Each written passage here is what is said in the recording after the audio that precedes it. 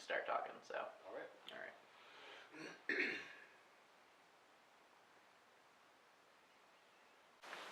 Hello, and welcome to the 9th episode of the Peterpodcast. I'm your host, reporter Taylor Clydesdale, and this week our guest is Robert Hamm.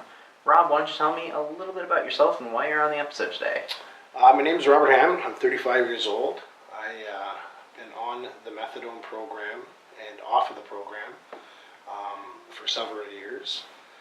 I'm here to tell my story, I guess. Okay, so we have a story that should be out today about methadone use here in Peterborough, methadone clinics, trying to kind of clear up some of the myths and perceptions about methadone. So what is your experience with methadone? What's your story? So I was using drugs for many years. Wanted to get clean and looked at different ways of doing that. Going into withdrawal, I had one option, and that was to get onto the program. So with saying that, I was on the program for many months, and realizing I could go up into my dose to take the withdrawal away. So it definitely was a good experience. I had a pharmacy in St. Catharines that gave me too much methadone, and I had to be hospitalized. I went into cardiac arrest. Okay. So maybe you can describe for people, what is methadone and how do you take it? What does it do? So it's an opioid receptor blocker. So it stops the withdrawal process. It helps with the withdrawal process and stops the withdrawal process. And it's a drink you drink.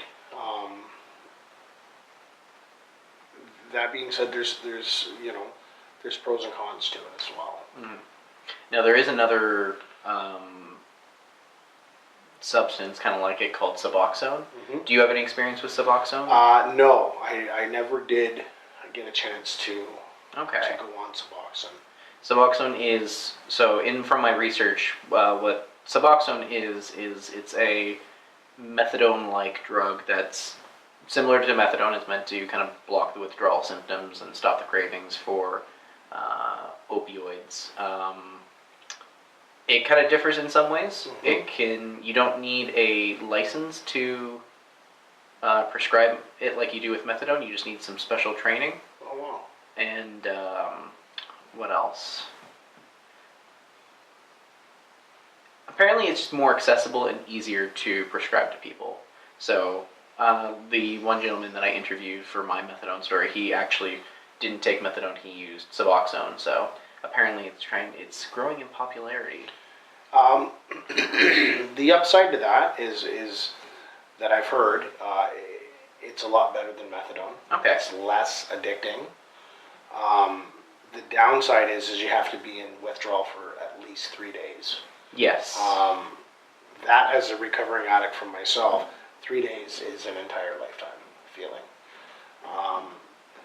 As you're going through the achy legs and the sweats, the withdrawal process of it, that as an addict is a hard pill to swallow.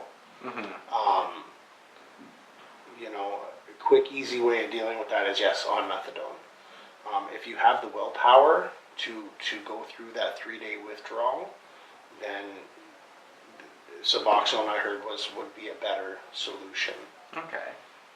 So before you went onto the methadone program, did you try to quit cold turkey? Did you try to wean yourself off? I did.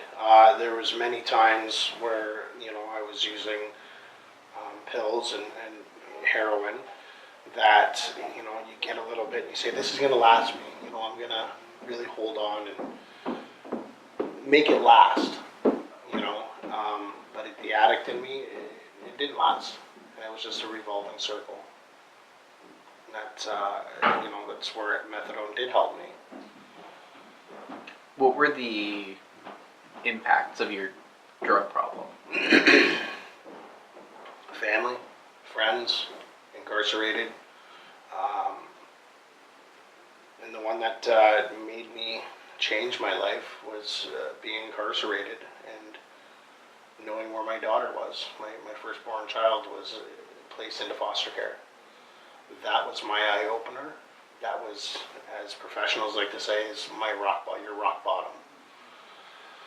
That was enough for me. Mm-hmm.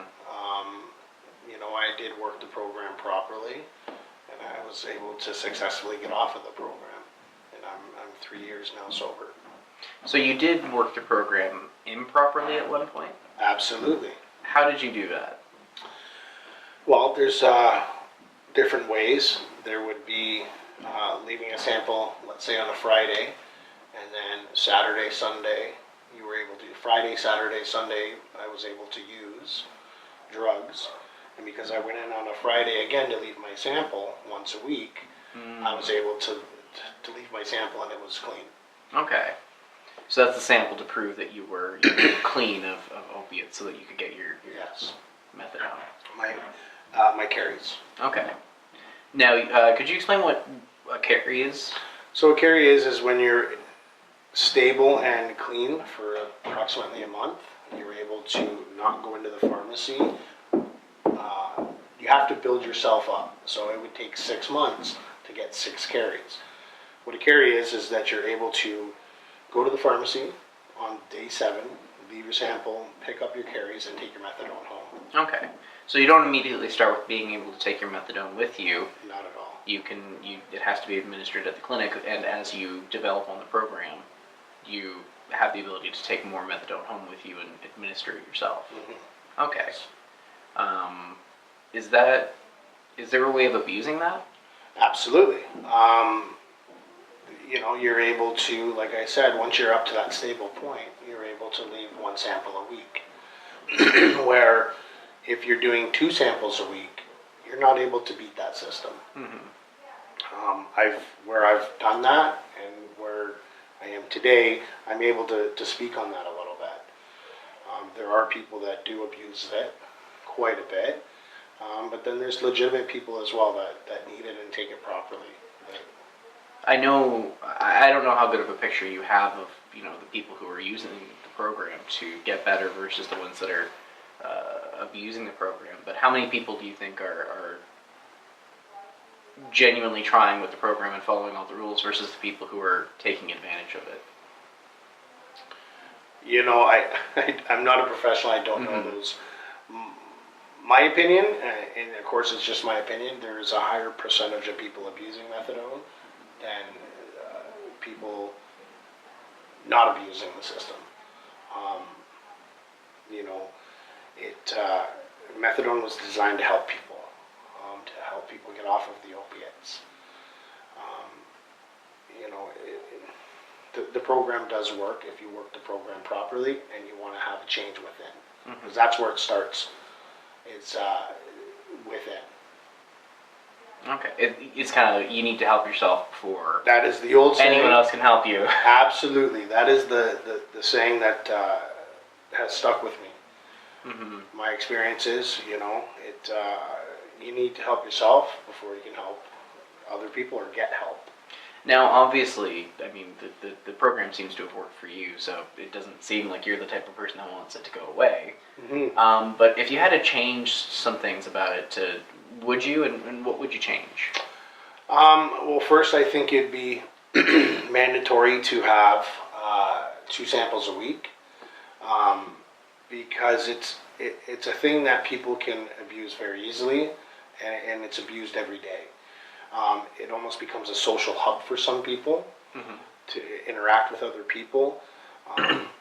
What I would change is, possibly capping the methadone, saying, you're on this program for 3 years. You have a contract that you sign stating that you will go to mandatory meetings. You will leave samples twice a week. I really feel that the government should step in and really help the people that want to help, that are on the program and working the program properly, where the government will pay for people's methadone for the people that are clean and sober and working the program properly. And I know a lot of people may be upset about what I'm about to say, but that's how I feel. People that are abusing it and are leaving dirty samples and not getting clean, they should be made to pay for their methadone because they're able to pay for their drugs. And that's one way of looking at it. It'd be an incentive of the government to say, look, you're obviously trying. You're trying to get help. You are doing well. Let's help out these people. Now, methadone is something that you pay for. If you're on assistance, the government will pay for if you're on ODSP or old age pension. Like if you're on assistance, the government does pay for that. It's covered under OHIP. Okay. So it's not something that's distributed for free. No. It's something that it's paid for by somebody. Yes. Okay. I just wanted to quick fire go through some myths because, we've covered methadone and opioid stories in the past, and whenever people talk about methadone clinics, there's probably hundreds of claims that people make that I don't expect you to know all the answers, but maybe you can kind of clear up some myths and perceptions that I can just kind of quick fire off some things that people say. So, methadone gets you high. It does not get you high. I've never been to a point where I'm very high in my dosage, but I have seen the effects of people, abusing it and drinking lots of methadone, where they are going into a state of highness, I guess you would say. Okay. What it was described to me as like it can make you kind of fatigued and tired. Dopey, very nodding off is a word that's used. Okay, but it's not the same as a traditional like hallucinogenic. Absolutely not. Okay. Another myth. One of the claims that I've heard was that what people do is they'll get enough carries and then sell them on the street. That happens all the time. Okay. Yes, that. Is that something that you did? Never did. Okay. Some people that I knew very close to me, they did. Their bottle was found at a park. Somebody else picked it up. Oh, so okay. Completely far away from that person's house. So, yeah, people do it constantly. Okay. I'm trying to think of some other really popular ones, but do you find that areas with methadone clinics are a lot of people don't like methadone clinics being nearby their place of businesses because they see them as being in places of high criminal activity. Is that something that you observe? The city of Peterborough, the parking enforcement. I got a ticket. I was doing some work, and I was driving down the road and my phone rang, and I pulled over in front of Free Topping Pizza. And there's a methadone clinic right there. And I was on the phone, did the right thing by pulling over, and the parking enforcement lady came over to me and started writing me a ticket without saying anything. So when I went and spoke to her supervisor at the King Street parking garage, her supervisor's first reply was, it's a high trafficked area for methadone people. Oh, okay. And unfortunately, it's the stigma around it. And that's, I'm still at this day fighting this ticket stuff. Really? There is a negative perspective of the, methadone and methadone users. It's an eye-opener because I've, read the story about the home hardware manager, talking about the safe injection site coming into Peterborough. And I've been an addict, and now I own my own business, and I go into that store. There's definitely a stigma around it, and it's unfortunate. It really is. Methadone was designed to help people. In any system, you're going to get people abusing that system, regardless what system it is. That's just part of life.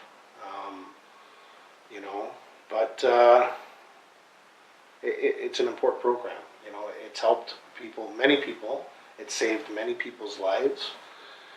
And, I'm obviously glad I'm off of it, but it did help me when I worked the program properly. Mm-hmm. How long in total were you on the program for? Probably close to 7-8 years, if not more. Okay. It's not something that you go in, you do for a year, and then you're like, okay, I'm clean. That's... No, but that's, something, I sit on an advisory committee here for drug strategy in Peterborough, and that's something I've talked with other people about that.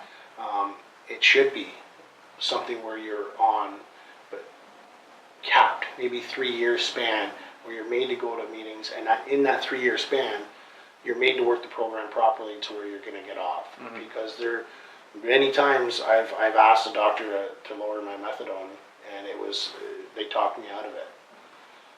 So that's, there's that part of it, right? Mm-hmm. So maybe the methadone program should be looked at and recalibrated, or re-looked at. Okay. You had mentioned the safe injection site, and there was a little bit of pushback from that from one business owner. Mm-hmm. What are your thoughts on the safe injection site from the Peterborough? Honestly, there's going to be pros and cons to it. I do believe that it's a thing that needs to be looked at. A friend of mine stepped out of his house on Sunday, and there was somebody overdosing in his driveway, and he saved that person's life. I think it's important to have a facility like that. There's going to be pros and cons to it. Mm-hmm. You're going to get people that have never used drugs or have never associated with people using drugs. You're going to get them to say, oh, it's not a good thing to have. You're promoting people using illegal drugs. Mm-hmm. But you look at the statistics, where we've had a whack of people die from using opiates, where they'll have somewhere safe to go to be able to use and get the help they possibly need. Because when somebody is willing to get the help they need or want, sometimes you're not getting that on the street or from a drug dealer. But if you're in a facility, you might be able to say, okay, I finally want help today. Where do I go? What do I do? All right. I think that's a fantastic note to end it on. Robert, thank you for being on the show today. You're welcome. Thank you for having me. All right. And to the rest of you, I will see you next week.